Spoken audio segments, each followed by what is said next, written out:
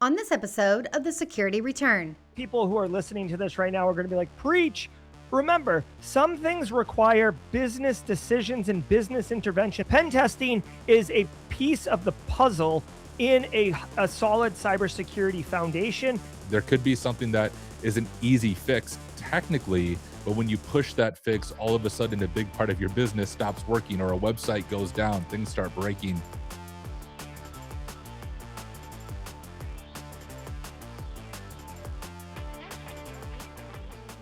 So many business leaders misunderstand where their real cyber risk lives. In this episode, we are going to be breaking down the truths that nobody tells you about pen testing reports. I'm Gerald Auger. He's Tyler Ramsbey with Kairos Sec. This is the Security Return. We are talking about the truth around pen testing reports. Let's get into it. What's up, Tyler? Now, before we get into it, let's just qualify this really quickly because a lot of people misunderstand a vulnerability report from a pen testing report. So just define those for us so we have an even playing field as we move into this discussion. Yes, real quick context. Before I was a pen tester, I was a senior analyst on the blue team, and my job was vulnerability remediation.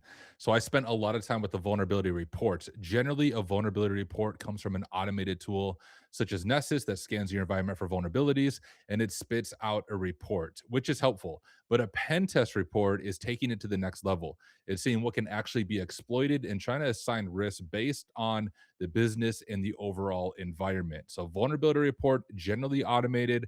Pen test report is manual by a pen tester.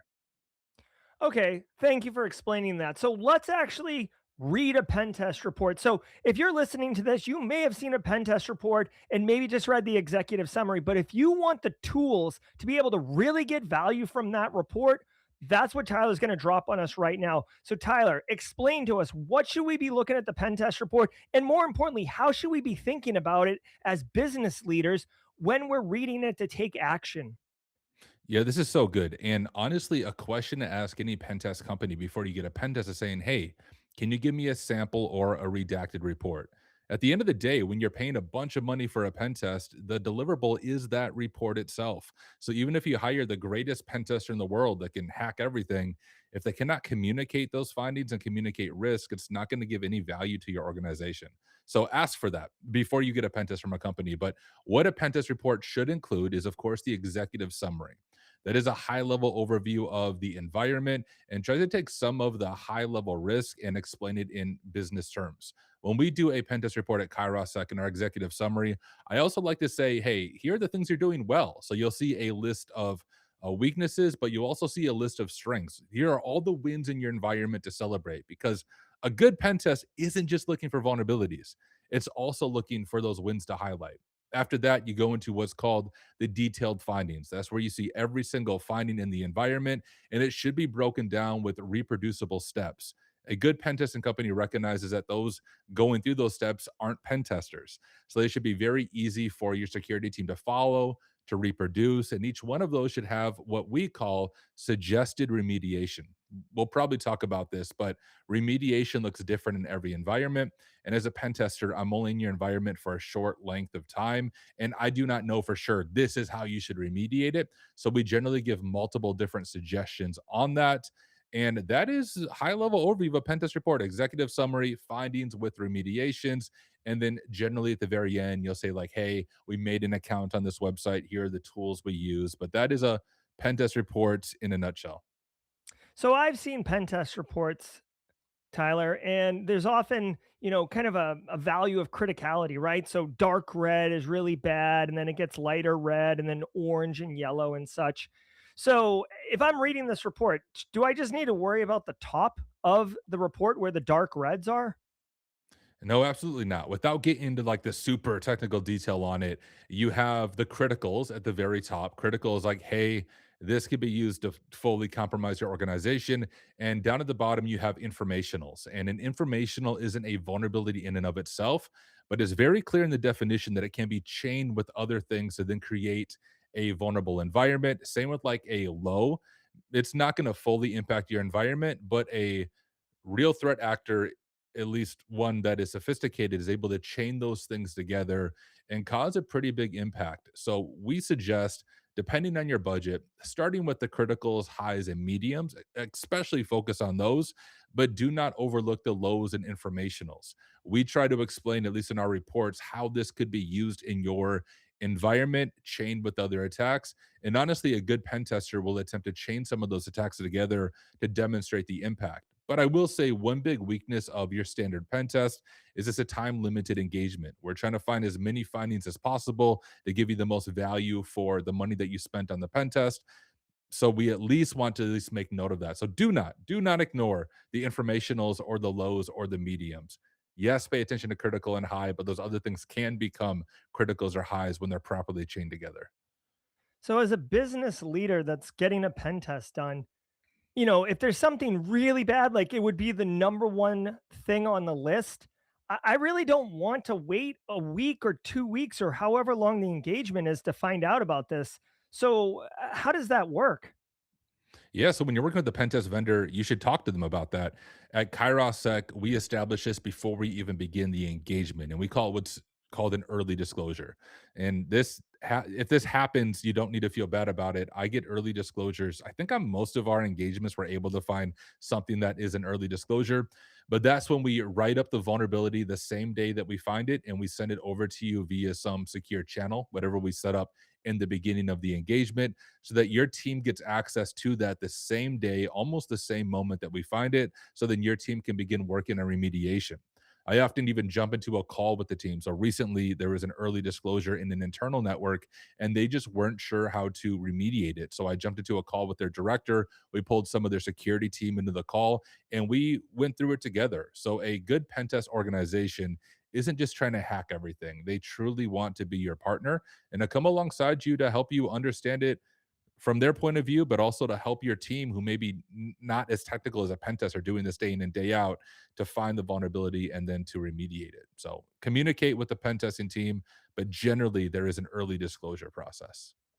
So, you're talking about remediation, which is essentially like fixing the problem, right? These findings that you have in this report. What does that look like? So while you're on the engagement, are you fixing anything along the way, or are you providing like a do this when to fix this problem? Is it as simple as just applying a patch? It could be. It really depends on the vulnerability that you find. I will say, to be very clear, no, we are not fixing the vulnerabilities for the client. Once again, I'm not on your security team. I'm an outside consultant. A pen tester is an outside consultant. Your security team knows the environment better. And here's, as a leader, you have to kind of balance that risk versus business impact. There could be something that is an easy fix technically, but when you push that fix, all of a sudden a big part of your business stops working or a website goes down, things start breaking. So I recognize, and good pen testing teams recognize, that those are two things that you need to balance. So we find the vulnerability. We have a lot of experience with vulnerabilities, but we also do our due diligence and research to dig into it, including looking at your overall environment. And we give what I said before is suggested remediation. We don't say you have to do this, but here's what we suggest. At the end of the day, the pen test team isn't fixing it for you. That's where you really get the value out of the pen test report, is taking that, handing it to your team and going from there. Yeah, and if you're a CIO or a senior leader at the organization, I really want to emphasize this point that Tyler just made because it's a great one.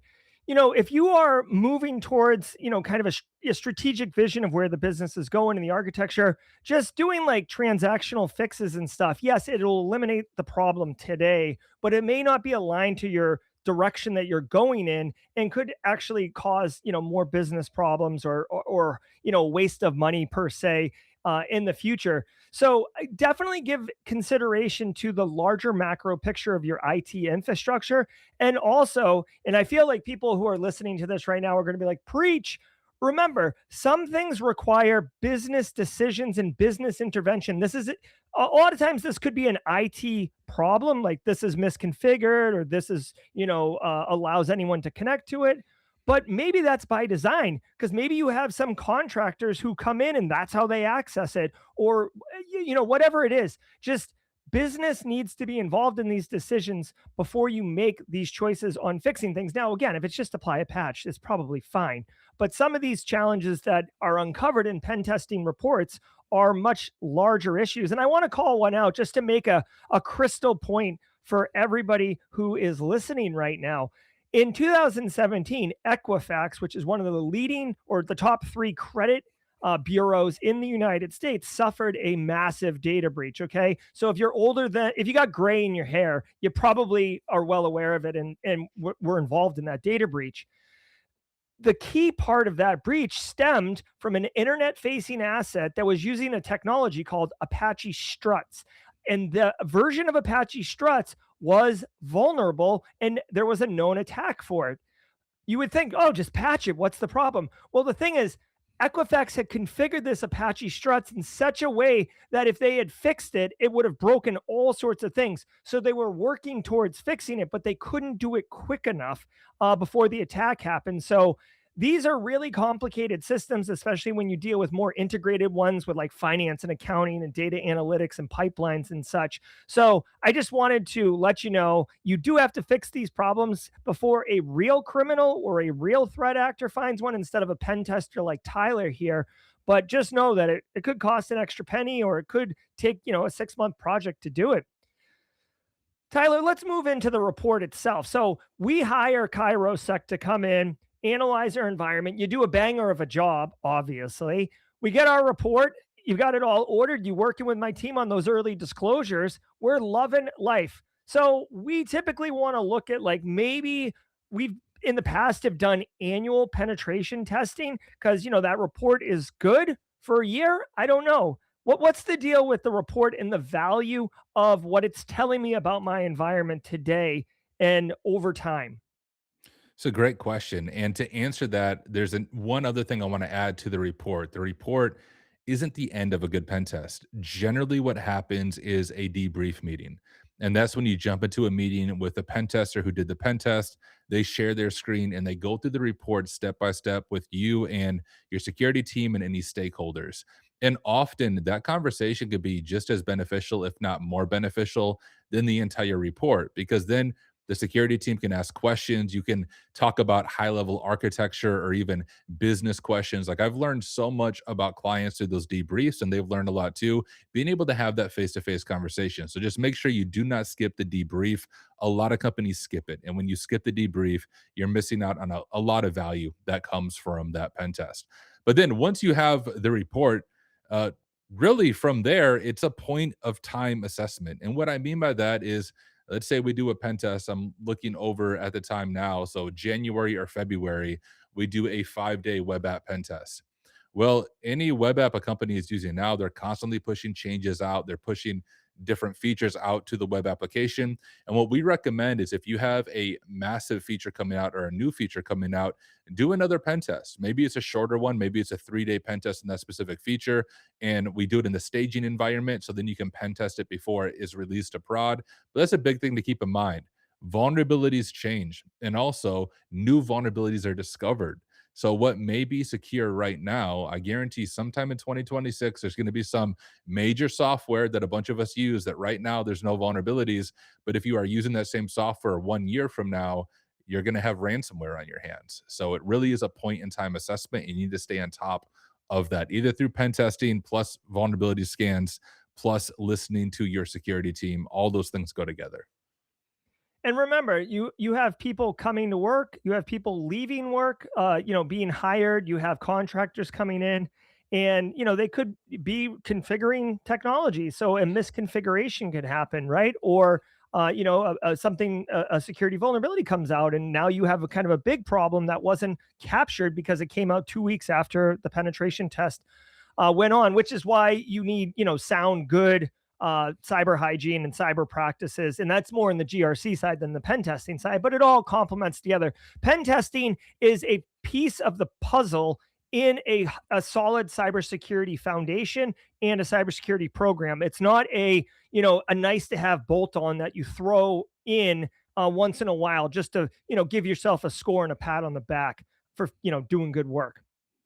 All right, Tyler. Now, there is some talk in the industry of, we talked about vulnerability reports earlier, and there's vulnerability scanners and scanning tools that can provide like automated pen testing, right? So, obviously you're a human, it's, man versus machine here.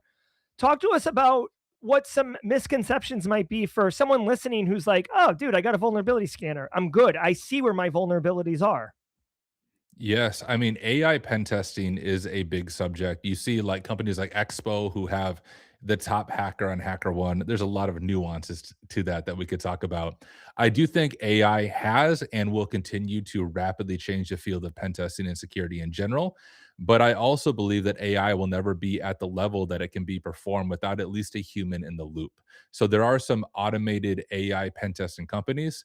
If you look at them, the good ones do have a human in the loop the entire step of the way. And I do think that's how AI will eventually change pen testing. If we go way back to even Nmap revolutionized things before Nmap trying to figure out versions. Then you have Nessus that came along, and now Nessus can do a lot of that low hanging bug scanning and do a lot of that automated work, so a pen tester can focus on the manual things. I do think AI is going to take that to the next level in some ways, but I also think when it comes to an AI pen tester. Like, Jared, I don't know about you. I use AI on a regular basis, but I also know AI has a tendency to hallucinate and be very, very, very confident while it's hallucinating. It's one thing for that to happen when you're carrying on a conversation or doing research. It's another thing when you give an AI agent full access to your web app environment, your internal network environment, and you give them tools that can cause legit destruction. And then all of a sudden, this AI agent hallucinates, or maybe there was something built into that that even caused a prompt injection. Like, these are real issues that the field of AI is very much in its early stages. And I think we're going to learn some big lessons the hard way when we tack AI onto everything, especially when you tack it onto pen testing. I guess one other thing to consider is data sovereignty. Depending on how the company is using AI, they might be feeding your client data into a third party. You're not even aware of it. So there's a lot of unknowns there. So at Kairos Sec, we don't use any AI models right now in our pen testing process. Much, if not all of it, is manual. We, of course, use some of those automatic scans to get the low hanging bugs, but the rest of it is manual pen testing and trying to treat it like a real threat actor would treat it. So I say all that just to say I know AI pen testing is a big thing, but if you're considering doing that, for those of you watching, make sure you ask that company the hard questions about the safeguards that are in place and how they're managing your data with that AI agent. Now, with fixing problems in the environment, right? This pen testing report alongside your debrief has told me where I got to fix my stuff. Now, I worked in vulnerability management for a number of years. And, unfortunately, and maybe as a business leader, you're listening, this is the KPIs that you use. But unfortunately, sometimes IT is motivated to hit the low hanging fruit, the things that they can just patch, because then at the monthly meeting, they could say, oh, I closed 75% of the open vulnerabilities, not really disclosing that 25% are still open or actually the worst ones. So, Tyler, talk to us in your experience, both on the blue side as well as a pen tester at Kairos Sec.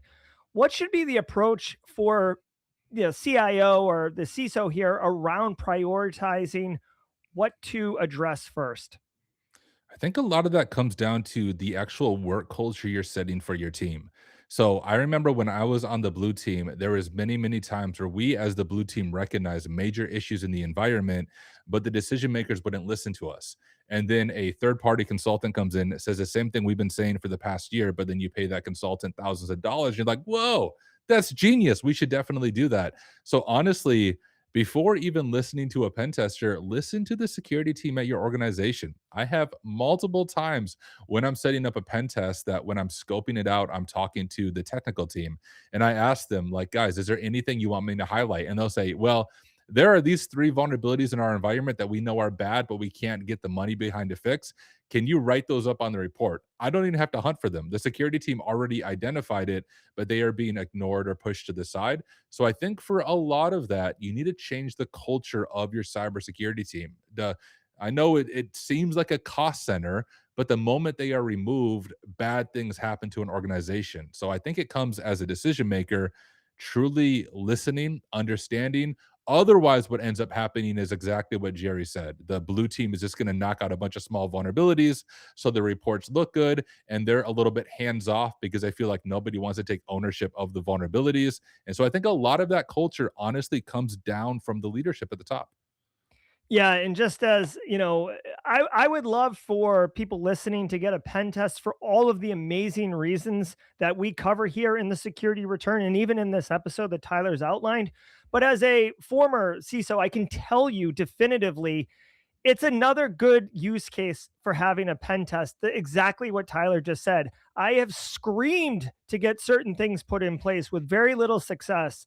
And then pen test comes in and says it. And all of a sudden, my CIO, who controlled my budget, has an idea. And it sounds a lot like the idea I've been spitting at him for 6 months. But anyways, it's another good reason for a pen test. And then you can obviously realize the value from it after that. So it's time for the lightning round. If you don't know this, if this is your first episode, we here at the Security Return always do a lightning round. It is a lot of fun. We put a clock up on the screen, 20 seconds. Tyler doesn't know the questions he's going to get. He has to answer them in 20 seconds or less. And if he doesn't, I get to buzz him, which is my favorite part of this entire podcast. Tyler, are you ready? I'm ready to talk fast. Yes. All right, here we go. First question. What is the most misunderstood part of a pen test report? The misunderstood part of a pen test report would be saying, hey, the vulnerability is not on the report, therefore we don't have to worry about it. Remember, it is a point in time assessment. I've had many, many times where something's not on the report because it wasn't in the environment, but a week after the report's done, things are not good in the environment. All right, good one. Love that. Next question. What's a small finding that can lead to a big compromise? Ooh, user enumeration is one of my favorite ones. We overlook this. Login forms, registrations, password resets, VPN portals. I can almost always figure out a way to enumerate valid users of your organization. If a threat actor can figure out valid users of your organization, or better yet for them, if you have a directory on your website that can be used for targeted phishing, pretext calling, social engineering, all of that fun stuff. All right, nice job, Tyler. All right, Tyler. What is one fix that companies always delay that they absolutely shouldn't? Mm. Always is a strong word, right? Because that's saying it always happens. Nothing always happens. I will say one big thing is when I do a pen test for the same company year after year, and literally the same mediums or highs, such as cross-site scripting, are still there, and they never patch it, thinking nothing's going to happen. You're wasting your money on the pen test report if you don't do anything with what the pen tester tells you. All right, let's play that. I play it when you definitely go over. I don't want to do it over what you're saying because what you're saying is amazing. All right, next one coming at you hot. Lightning round. What's one finding you wish companies would take more seriously? I don't know if there's really one finding, but I would say in an Active Directory environment, there's a lot of things that can go wrong and a lot of things that can be misconfigured, but they're also very technical at first. That's where the debrief is going to be important. Drill down into some of those areas because if your AD environment is compromised and a threat actor becomes domain admin, ransomware, bad stuff. Ding. All right. Final lightning round question. Tyler, what's the single biggest mistake companies make after receiving your pen test report? This is gonna sound almost too simple, but not scheduling the debrief. The debrief is always included in the pricing. It is technically optional because I can't force you to meet with me. But if you're paying the money for the Pentest report, make sure you schedule the debrief meeting. Let's have a face-to-face conversation and see if together we can make your environment more secure. All right. He doesn't get the buzzer on that one, ladies and gentlemen, because he did cover it in time. And thus concludes the lightning round. Great job, Tyler. Now, Tyler, if someone wanted to get a pen test, what should they be doing to get the pen test? Yeah, I mean, Kairos Sec, we would love to work with you, but even if it's not Kairos Sec, as you're meeting with different pen test vendors, make sure you ask about their process. Ask for a redacted or a sample report because that's going to be the deliverable. Ask them about the debrief meeting. Ask them what the skill level is of the pen testers who are going to be on it. You would be surprised how many pen test companies sell you at a senior level pricing and you receive a junior pen tester who's balancing like 3 different pen tests at the same time. Ask those hard questions. You are giving them money. You should ask those questions and get good answers before going with the pen test vendor. Absolutely. Links in the description below if you want to see more about Kairos Sec or connect with me or Tyler to have a conversation. This has been the Security Return. On behalf of Tyler, I'm Jerry. Thanks so much. And until next time, stay secure.